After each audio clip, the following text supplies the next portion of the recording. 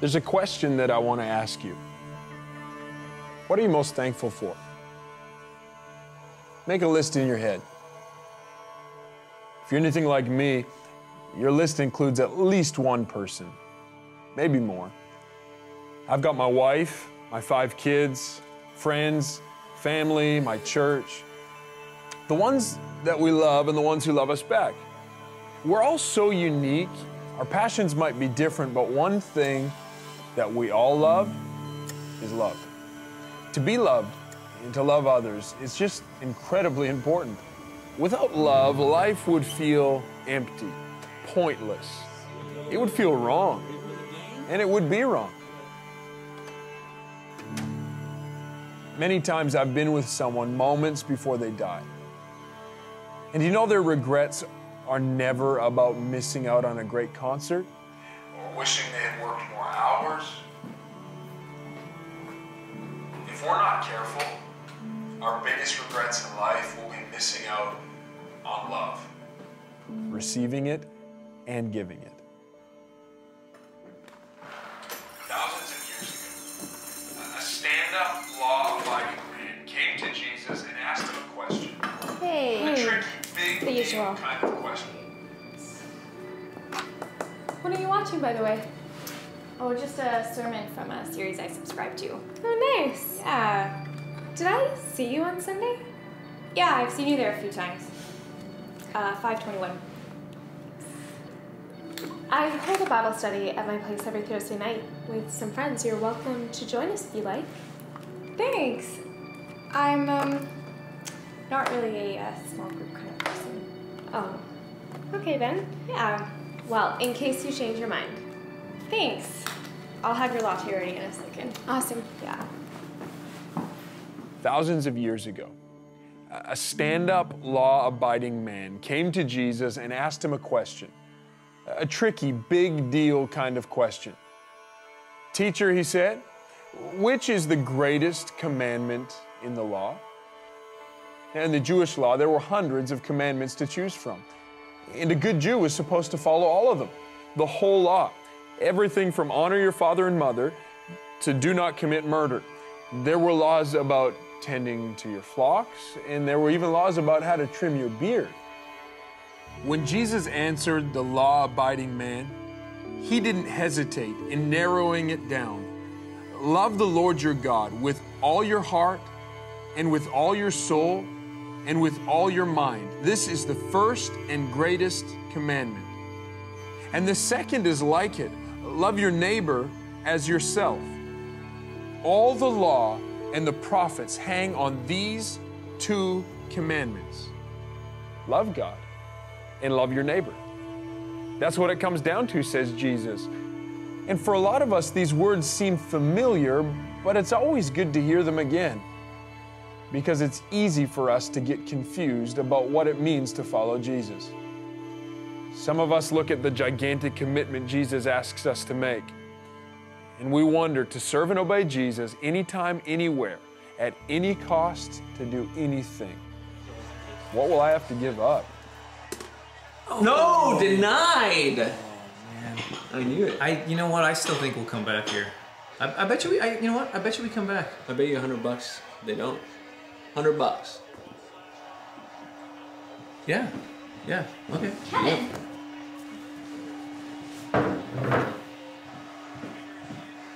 Teams don't normally come back from like a 3-goal deficit like that.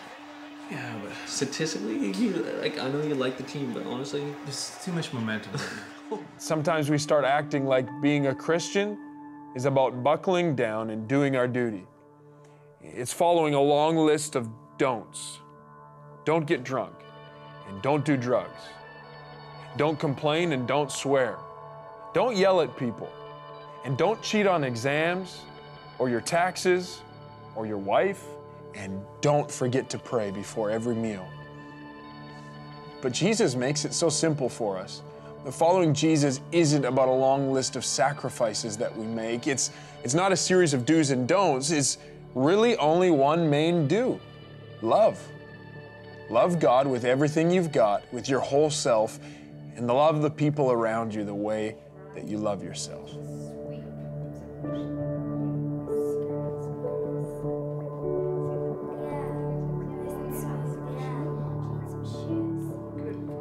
Really, the life of a disciple is all about relationships. It's about living in a close personal connection with God. The way you'd live in a close relationship with anyone who's incredibly important to you.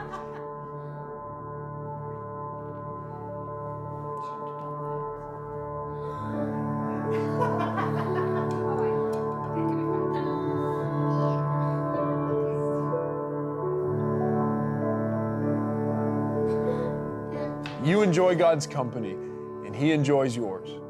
You spend time together. You can tell Him anything, the deep down ugly stuff, the painful stuff, even the little stuff. He's interested in everything that you want to tell Him, and you're interested in Him. You try to find out as much as you can about how God thinks and what's most important to Him. You ask His advice, and then you do your best to follow it, because He's someone you can trust. When God asks you to do something, you respond willingly, because that's how close relationships work. And He helps you too. He helps you way more than you could ever help Him. When He does something awesome, you tell Him. And when you feel that you've let Him down, you say how sorry you are. You ask Him to forgive you. You start over, and you try again. This is the very best way to live life. Jesus says, love God with your whole self. He says, put me at the very center of your life. Remain in me, and I will remain in you. But that's not everything. Your relationships with people, they're also incredibly important.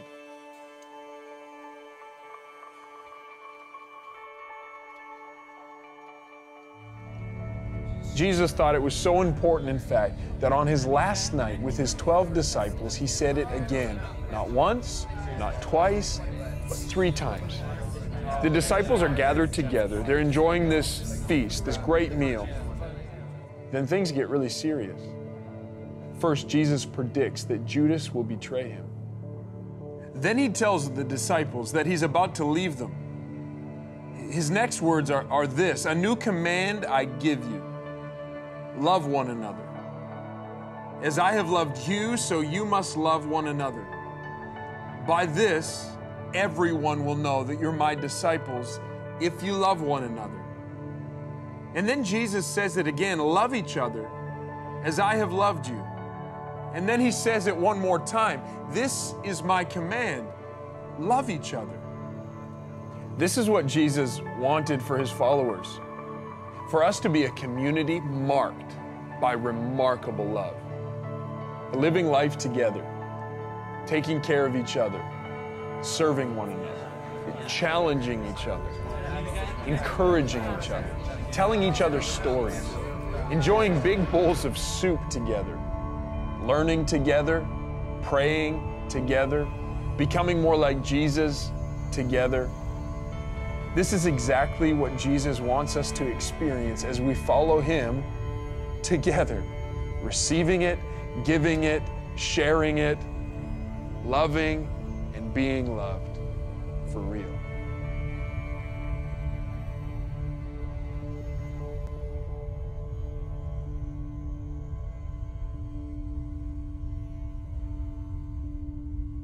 Simple, right? But not easy. Sometimes loving God and loving people feels easy. Sometimes it just seems to flow out of us like it's no big deal, like it's the most natural thing in the world. But other times love is hard. It can be messy and complicated.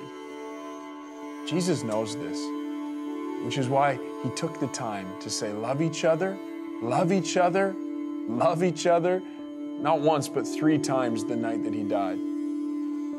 Only a few hours later, Judas, one of the band of brothers, he'd sell Jesus out. To save his own skin, Peter would deny ever even knowing Jesus out loud 3 times. Everyone else would run away and hide. Look at that. Looks like you owe me $100. Yeah. Hey, man. I know this is an awkward time to ask, but Is there any chance I get that check for that work I did for that client? You know what? I don't even think we've billed the client yet. Why don't you call the office maybe next week? Just call the office and remind them. Sure, yeah. I can do that. I'll come by next week. Thanks, man. Don't you have people that'll do your accounting? Like, Yeah, Kevin, I do. I run a successful business, but what am I, your only client? Look at this place. You're obviously not hurting. never mind. I shouldn't have brought it up. Okay, you know what? I'll give the guy a call tomorrow. You just drop by on Friday, okay? Sounds good. People aren't perfect. Jesus knows that better than anybody. They mess up, they let you down, they're strange and unpredictable. So the disciples needed that reminder, love each other, keep loving each other, just like we need that reminder. Because real love can be hard. How do you love someone when they say something thoughtless? How do you love the guy who's so much better than you at everything? Julia, it's almost bedtime. Can you go get cleaned up? Or how do you love your family when they're totally different than you, when they drive you crazy? Oh, I suppose I'll go to bed as well. Suzanne, that's not what I meant.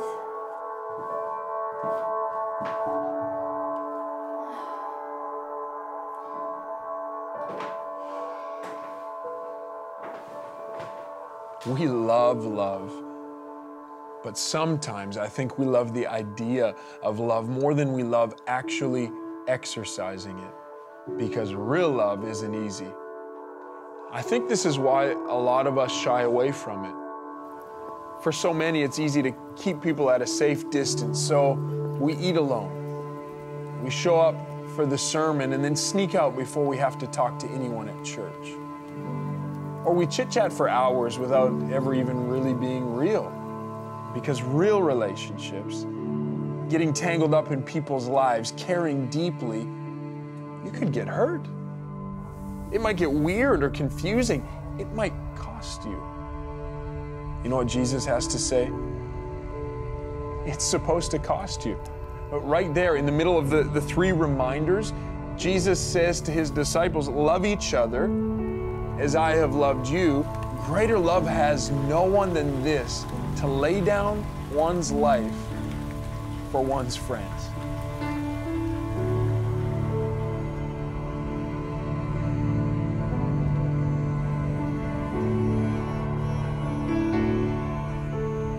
This is what real love looks like, Jesus says. You get out of your own way, out of your comfort zone, and you lay down your life for your friends. Jesus would do that hours later. He was arrested, bullied, humiliated, beaten up and forced to carry his own cross, and then killed. Because he didn't shy away. Jesus went to parties. He ate big bowls of soup with his disciples. He decided to care deeply and to get all tangled up in their messy lives. And then he laid down his own life for them and for us.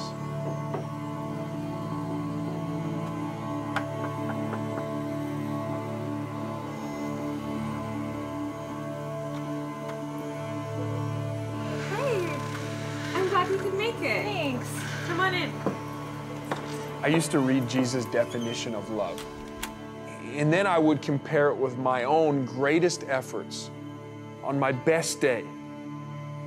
I felt so guilty. Not even close. How can I ever love anybody like that?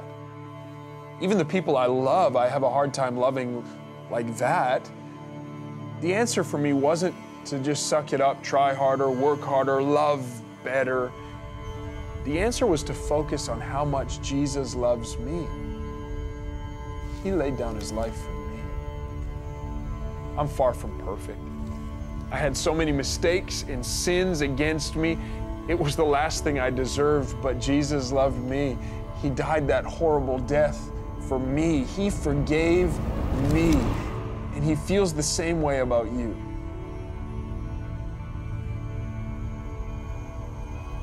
There's this beautiful story in Luke's gospel.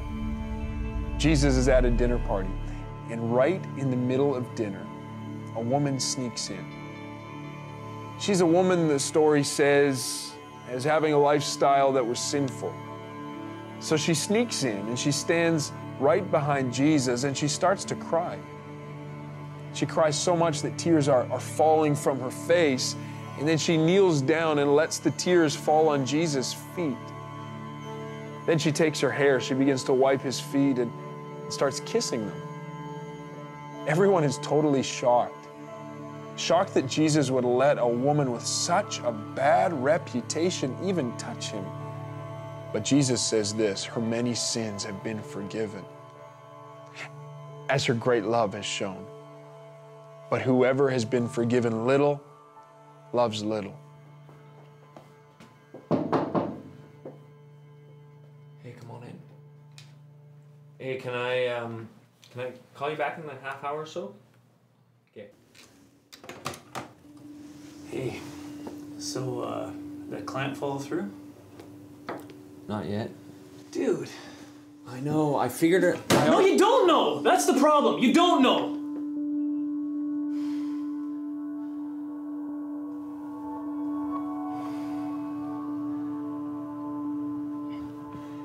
Jared, look, I'm sorry I'm getting so worked up over this. I'm putting money over our friendship, and your friendship means way more to me than some money. All right, I'm sorry. Well, what I was gonna say was I figured out a way to get you half now. Yeah. I'm just waiting for the other half, though. Hey, every little bit helps, man. Thanks. It's all right. Guess we're obviously both under a lot of pressure, right? Trust me, I get it. I get it. Chill. The more we're in touch with how imperfect we are and how much Jesus has forgiven us and how much he loves us, the more we become like that woman, literally dripping with love, overflowing with love for Jesus and for others. God's love for you is a bottomless well, and he's more than willing to share it with you so you can share it with others. We love, the Bible says, because he first loved us. It might cost you everything, but God will never run out of love, and that means neither will you.